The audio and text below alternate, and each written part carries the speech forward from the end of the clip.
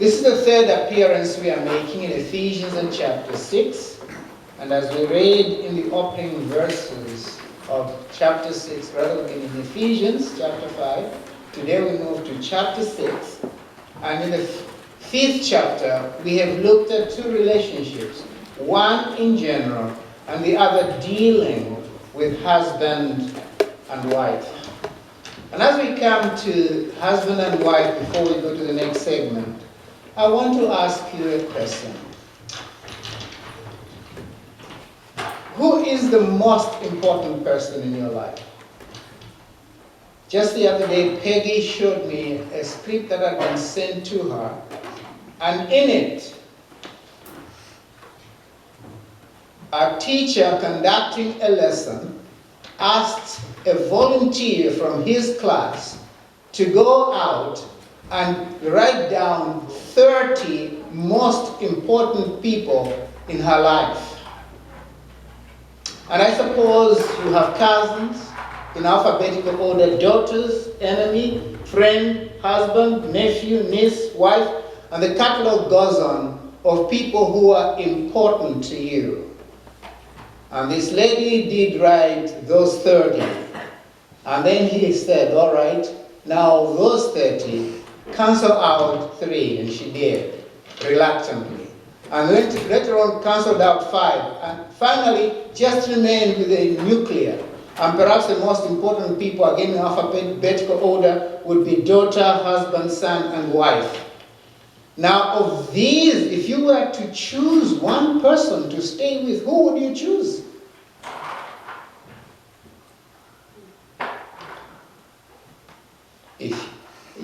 I can see some heads saying, no, I don't want to choose.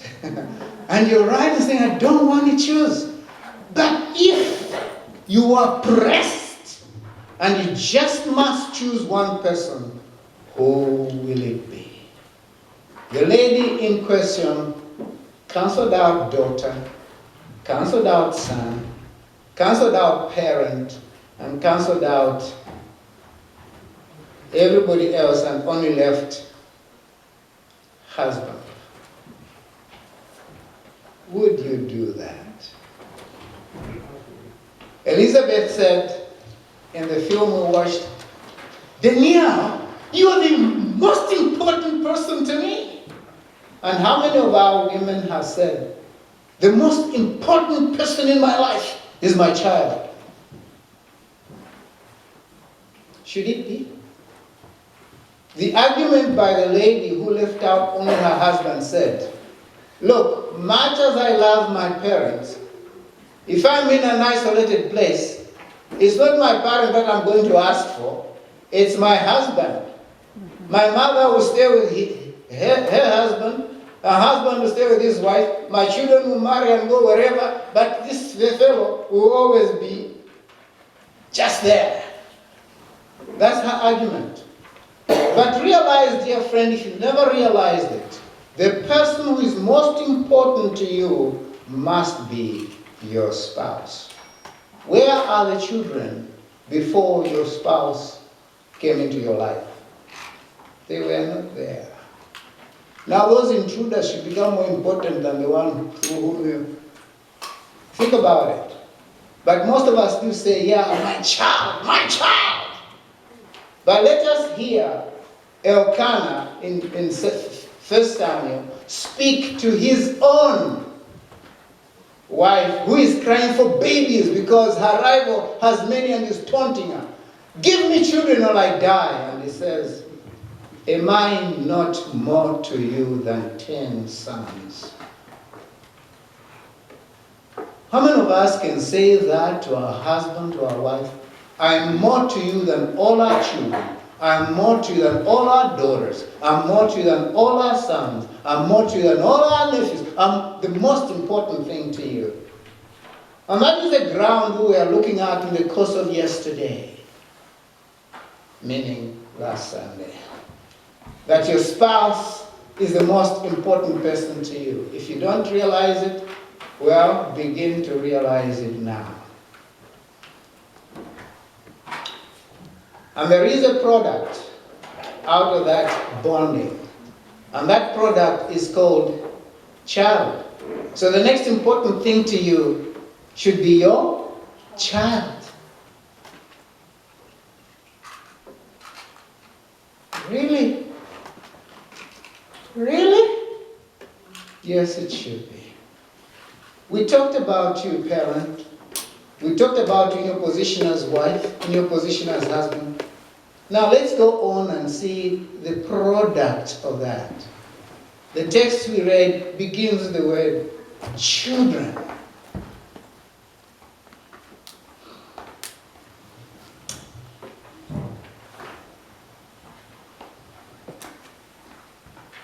Maybe it's not just some of us, or maybe it's all of us, maybe it's just selected individuals, but like the little girl in war room who, in discussing family matters, relational matters with her fellow friend, said to her counterpart, I wish I was part of your family. Because whenever my father and mother are together, they just fight. It's so wonderful to hear about what's going on in your home. But in my home, it's pathetic. They just fight. What kind of figure have you cut to your children, you parents? If you have envied others and the way they brought up their children, don't you want to be the one to be envied? Is it right for somebody, especially your own child, to begin to wish they were born there and not here? Shouldn't it be the aspiration of those of us who are parents that our children should say about us, Daddy is number one. There is no one like my mother. My parents are the best.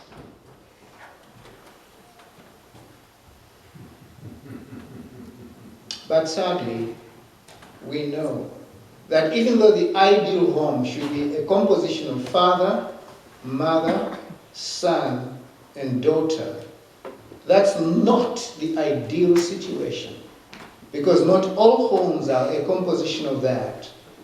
Some are single parents.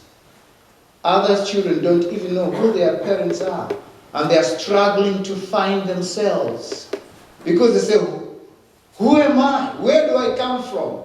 To whom do I belong? Who are you to me who are next to me if you're not my parent? Very confused. And the story goes on. We have no time to go into the detail of what causes that. But we want to identify the fact that in whatever state we are, we need to come to appreciate the family to the point in which you can enjoy the family we have and are in, and just begin to find life enjoyable in the state in which we are. And let's begin by addressing children.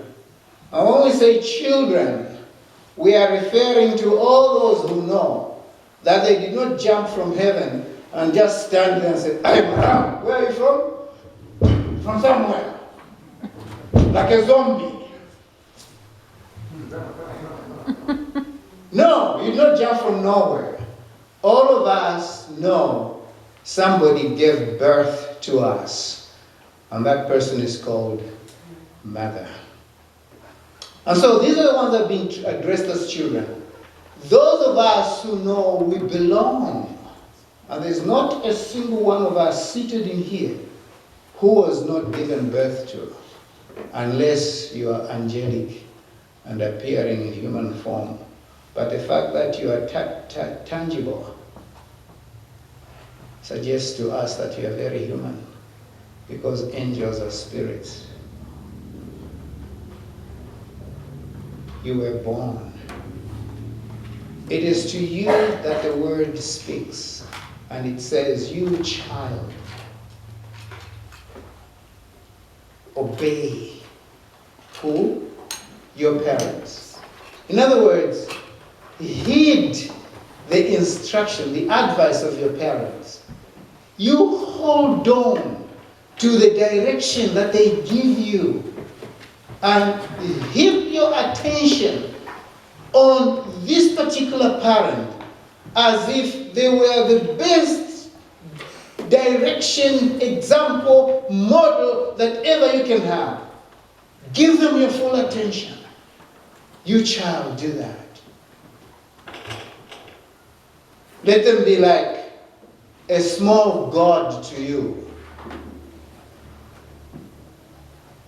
We live in a society where our children can actually stand up to their parents and give them a very big challenge. Some of you grew up in your formative times when a child was not allowed to answer back to a parent. It's very different nowadays. You find little things, exchanging words with parents as if they were peers.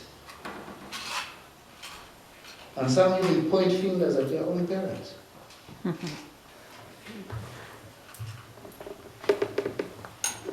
You writhe with pain inside you. You wonder what society has become.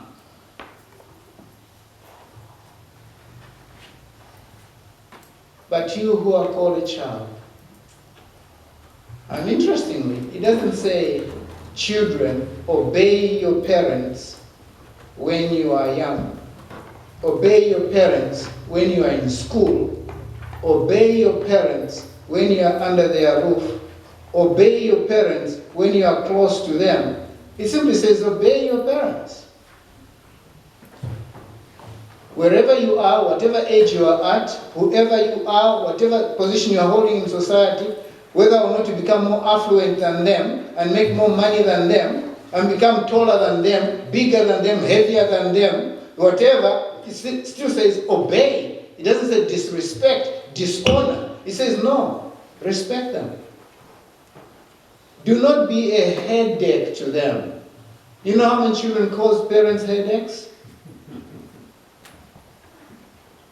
Why are you tossing in bed, my son, my daughter? And you have reason to do, because if there's anything that you want to be good, it's your child. There are children that just say, I don't care what you do, mother. I'm living my life. Disregarding that parent would have got rid of you while you're in the stomach, for some hopeless parents have aborted. Some have thrown away their own children.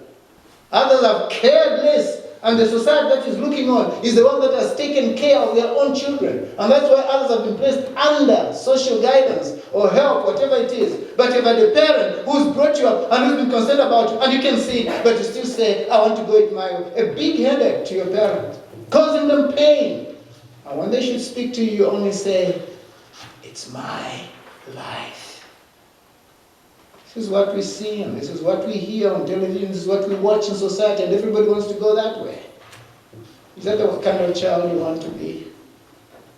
And the book is telling us, you can be, if that's the way you want. But should you? Because it says, here is a commandment with a promise. Obey your parent, that you may live long on earth. You're saying, this is my life, this is what, because you're living. Where will that life be when you die? So there's a promise to do you good. Why don't you jump at that? But more than that, think with me. Don't you want to become that kind of child who can be a teacher to your parents?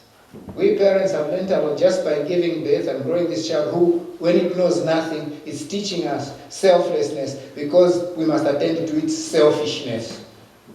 There's a lot to learn as it grows up. But when you're intelligent, can exchange thoughts with your parent, don't you want to share reasonably with your parent? And if your parent is erring, to be able to show them where they can be right and be able to say proudly, I learned this from my child. I pray you children who are listening will seek to be that.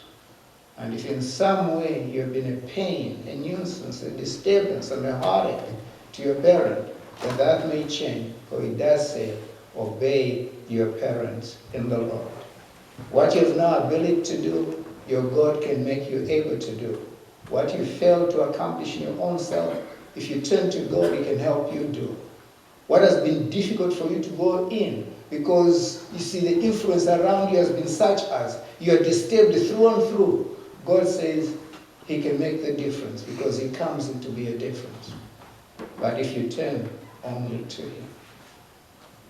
Well, the larger populace amongst us here is not that of children who are younger, but children who are older, who themselves are parents. And so let's address ourselves now to the parents. For the text we read also says, fathers. Fathers. I want to believe where it says father, there is a mother. For no father has yet become pregnant.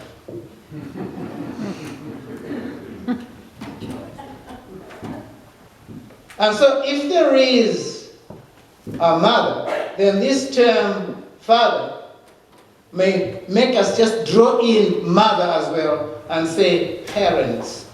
And this second verse did say, children, obey your father and mother. And the very fact that mentions fathers here does not negate the role played by mother. So let's say parents, do not provoke your children to wrath. You know, there is this bit about us as parents that can force us to come on our children with such vigor, such impetus, such enthusiasm, that instead of the children seeing a loving and caring and concerned parent, they only see the angry side of us, and that can harm our children terribly. Let's borrow the attitude of our God. It says, don't be angry with me, the psalmist or the prophet cries to God, because when you are angry with me, you reduce me to nothing. So let's begin by realizing these things that have come into our lives called children are at our mercy. And if they are at our mercy, what are we doing to bring them up in a manner that will make them grow to be God-loving, people-respecting, society-productive, and patriotic figures? The popular thing amongst us is, I don't force my children to go to church. I don't force my children to come to Christ. I don't force my children to go to God. I let them make their choice. It sounds nice, consensus, understandably reasonable, and so on and so forth.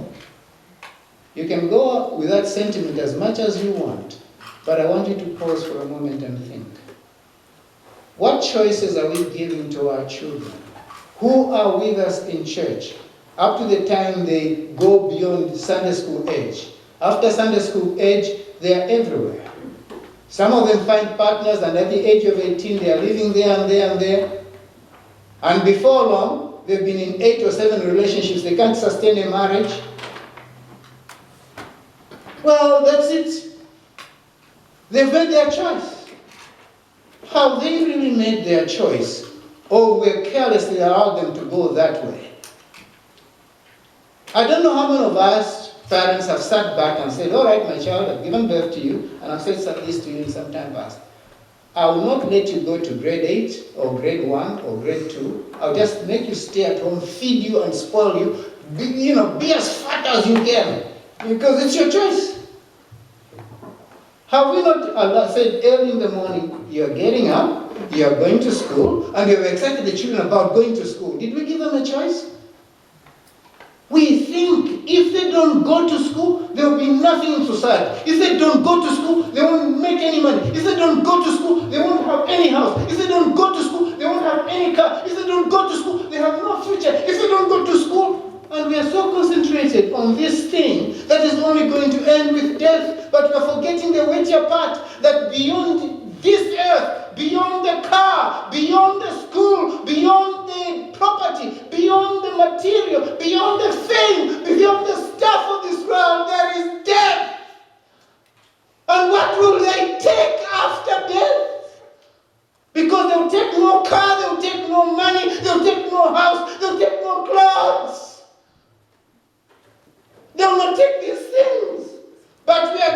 a choice to them to have material stuff and lose eternal blessing.